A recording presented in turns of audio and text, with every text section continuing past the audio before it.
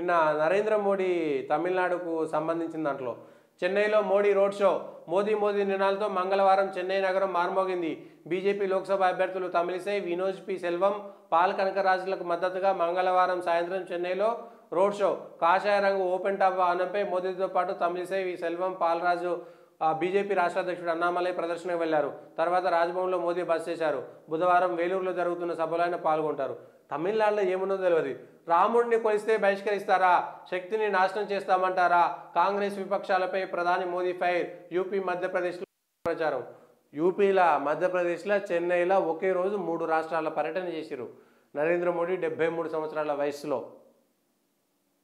3 రాష్ట్రాలకు సంబంధించినటువంటి ర్యాలీలు చేశారు.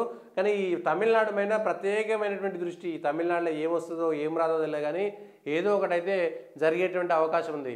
తమిళనాడు మీద బాగా ఆశలు పెట్టుకున్నారు బీజేపీ, నరేంద్ర మోడీ. మరి ఆ తమిళనాడు ఏం చేయబోతుంది? మోడీ ఉన్నప్పుడు, అమిత్ షా లాంటి నాయకులు ఉన్నప్పుడే తమిళనాడు లాంటి రాష్ట్రంలో భారతీయ జనతా పార్టీ పెరగాలనేటువంటి ఆశ తమిళనాడు ప్రజలు గనక అది చేస్తారా చేయరా చూడాలి. తమిళనాడు ప్రజలు ఎట్లాంటి తీర్పునిస్తారో చూడాలి. ద్రవిడేతర, హిందీయేతర, తమిళేతర అనేటువంటి నినాదాలతో కూరుకుపోయినటువంటి తమిళనాడులో భారతీయ జనతా పార్టీ వైపు మొగ్గు చూపేటువంటి అవకాశం ఉన్నదా?